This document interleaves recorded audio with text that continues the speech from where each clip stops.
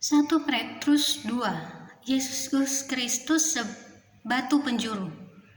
Karena itu buanglah segala kejahatan, segala tipu muslihat, dan segala macam kemunafikan, kedengkian dan fitnah.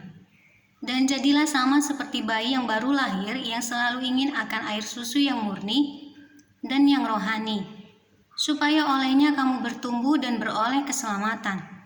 Jika kamu benar-benar telah mengecap kebaikan Tuhan, dan datanglah kepadanya batu yang hidup itu, yang memang dibuang oleh manusia, tetapi yang dipilih dan dihormat di hadirat Allah.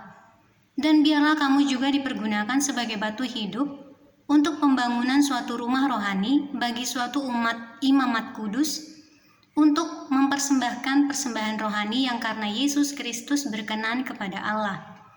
Sebab ada tertulis dalam kitab suci, sesungguhnya aku meletakkan di Sion sebuah batu yang terpilih, sebuah batu penjuru yang mahal, dan siapa yang percaya kepadanya tidak akan dipermalukan.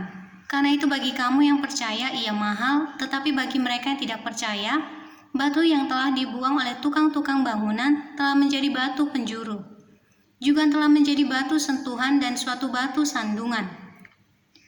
Mereka tersandung padanya karena mereka tidak taat kepada firman Allah, dan untuk itu mereka juga telah disediakan.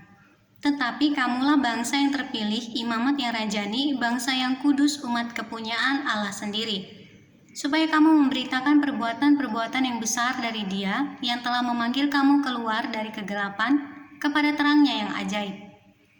Kamu yang dahulu bukan umat Allah, tetapi yang sekarang telah menjadi umatnya, yang dahulu tidak dikasihani, tetapi yang sekarang telah beroleh belas kasihan. Peringatan untuk hidup sebagai hamba Allah. Saudara-saudaraku yang kekasih, aku menasihati kamu supaya sebagai pendatang dan perantau kamu menjauhkan diri dari keinginan-keinginan daging yang berjuang melawan jiwa. Milikilah cara hidup yang baik di tengah-tengah bangsa-bangsa bukan Yahudi, supaya apabila mereka memfitnah kamu sebagai orang durjana, mereka dapat melihatnya dari perbuatan-perbuatanmu yang baik dan memuliakan Allah pada hari Ia melawat mereka.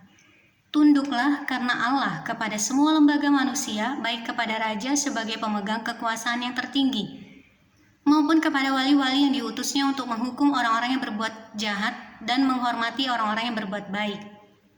Sebab inilah kehendak Allah, yaitu supaya dengan berbuat baik kamu membungkamkan kepicikan orang-orang yang bodoh. Hiduplah sebagai orang merdeka, dan bukan seperti merdeka yang menyalahgunakan kemerdekaan itu untuk menyelubungi kejahatan-kejahatan mereka, tetapi hiduplah sebagai hamba Allah. Hormatilah semua orang, kasihilah saudara-saudaramu, takutlah akan Allah, hormatilah raja. Penderitaan Kristus sebagai teladan. Hai kamu hamba-hamba, tunduklah dengan penuh ketaatan kepada Tuhanmu, bukan saja kepada yang baik dan peramah, tetapi juga kepada yang bengis. Sebab adalah kasih karunia jika seorang karena sadar akan kehendak Allah menanggung penderitaan yang tidak harus ia tanggung. Sebab dapatkah disebut pujian jika kamu menderita pukulan karena kamu berbuat dosa? Tetapi jika kamu berbuat baik dan karena itu kamu harus menderita, maka itu adalah kasih karunia pada Allah. Sebab untuk itulah kamu dipanggil, karena Kristus pun telah menderita untuk kamu dan telah meninggalkan teladan bagimu, supaya kamu mengikuti jejaknya. Ia tidak berbuat dosa dan tipu tidak ada dalam mulutnya.